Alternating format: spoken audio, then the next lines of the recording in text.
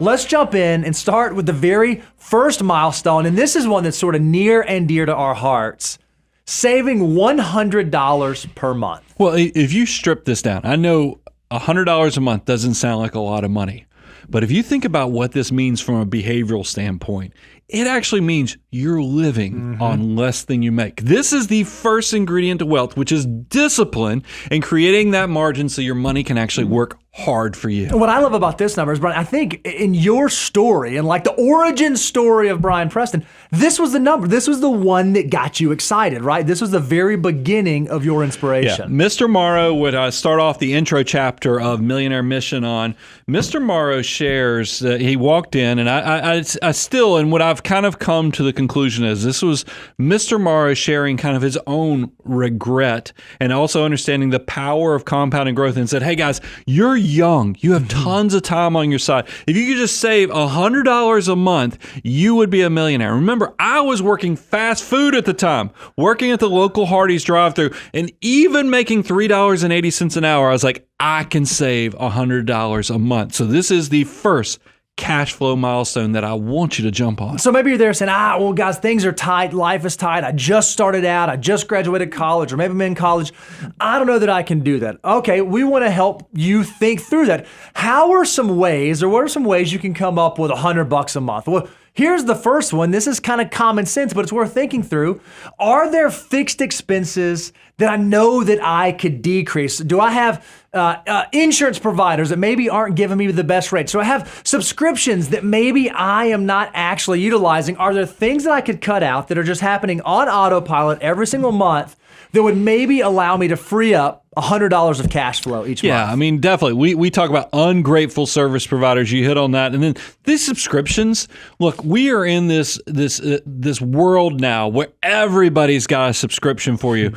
Challenge those. I mean, look at how you're living your life and see if there's some way you can trim some of that, because it just doesn't take much to create $100 a month. Or how about adjusting your behaviors? Maybe you're someone who eats out a few times a week. Maybe you could go from eating out a few times a week to eating out a few times every 2 weeks. Just cutting back some of those consumption behaviors might be that thing that gives you a little bit of extra margin to get your money to work for you. And look, I'm not the latte effect type of person, but when you're starting out, you do have to be laser focused with every dollar that comes into your command.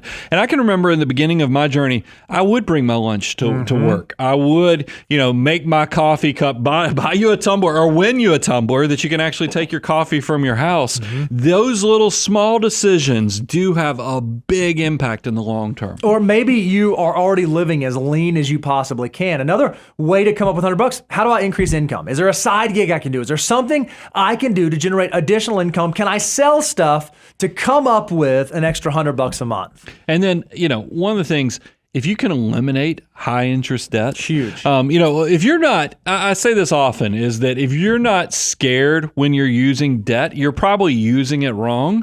And I feel like that's something that we as Americans struggle with right now, is we're way too comfortable with debt. And with interest rates on credit cards being over 20%, you've got to get that type of debt extinguished as fast as possible, and it's going to help you get on a better foot with your finances. Now, these are just a few ideas of how to save $100, but Brian, in the book Millionaire Mission, you took it a step further. You actually issued a challenge to the readers, right? Well, think about it. The typical American can come up with, 60% of Americans, right around 60%, can come up with $1,000 for emergency reserves. And I was like, let's fix this. And this is when I designed the $200 a month challenge. I didn't want you to feel like you had to go work extra hours. I didn't want you to feel like you had to go slash your budget. These are things that I think everyone can do by just adjusting your behaviors. And I would challenge you, go check it out in Millionaire Mission. This is something you can do, and you'll be better than 60% of your peers just from doing the $200 a month challenge. So the question you might be asking, okay, why? Why is it, guys, $100 is just not a lot of money? Why does this matter? Why is this even a milestone? Because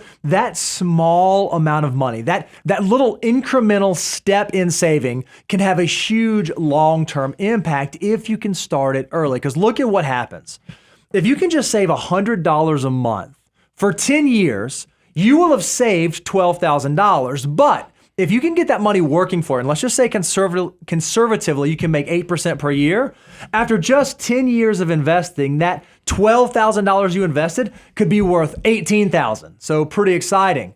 But now, if you could do that for 20 years, you will have invested $24,000, but your portfolio is worth almost $60,000. If you can do it for 30 years, you've invested $36,000. Your portfolio is worth almost $150,000. But if you can do it for 40 years, just $100 a month over a working career, even though you will have only put $48,000 of your dollars to work, those dollars can turn into over $350,000. This is the power of compounding growth. And I want to go beyond even with this $100 discussion, because you're going to notice a trend here. And this is all throughout personal finance once you understand the power of what time can do for you. That's why it is the third and most powerful ingredient of the wealth building ingredients.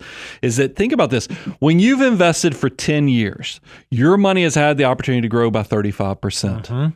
But the magical thing is the longer you can stay consistent and keep going on, when you've let that money work for 40 years, now the account is 86% growth. So quit thinking linearly. Linearly is, 1, 2, 3, 4, 5, 6. No, your money, when it grows exponentially through compounding growth, it is picking up speed with every year, every decade that you can stay consistent. That's why 10 years, it's only 35% growth. 40 years, 86% growth. If we did this for 50 years, if you did the whole Warren Buffett thing that said part of the reason that Warren Buffett is so rich is because he lived for so long and built wealth for so many decades, you can see how powerful your army of dollar bills are.